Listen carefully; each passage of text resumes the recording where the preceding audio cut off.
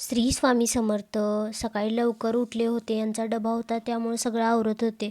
मग म्हटले लागल्यास देवपूजासुद्धा आवरून घेऊया. देवपूजा आवरली, देवाला नमस्कार वगैरे केला. अशी काहीशी माझी देवपूजा झाली होती. मस्त मी सुद्धा तयार झाले आणि म्हटलं घरातलं सगळं आवरून घ्यावं.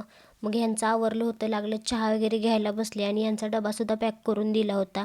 आमच्या दोघांचा चहा घेऊन झाल्यावर मी लगेच माहीलासुद्धा तयार केली. माहीची आंघोळ वगैरे झाल्यावर तिलासुद्धा चहा वगैरे दिला आणि इकडं मम्मी जप करायला बसल्या होत्या. आज मम्मी एकट्या एकट्या जप करतात असं खरंच वाटते, कारण मोक्षा झोपली होती म्हणून मम्मी शांतपणे जप करायला बसल्या होत्या.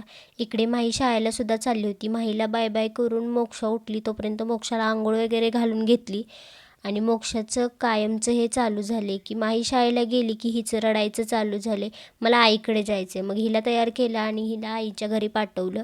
हिला बाय बाय करून घरातली कामं आवरायला घेते, तोपर्यंत कोल्हापूरचे पप्पासुद्धा आले होते. खरंच आईचं प्रेम एक वेगळंच असतं. कोल्हापूरचे पप्पा येत आहेत कळाल्यावरती आईनं त्यांच्यापासून आंबील आणि भाजी आणि चपाती पाठवून दिली होती, कारण मला आईंच्या हातची भाजी चपाती खूप आवडते. जन्म दिलेल्या आईपेक्षाही खूप माया लावतात असं मला वाटतं. दुपारच्या वेळेस आम्ही सगळ्यांनी जेवण वगैरे केलं आणि पप्पांनी ताक आणलं होतं ते सुद्धा घेतलं.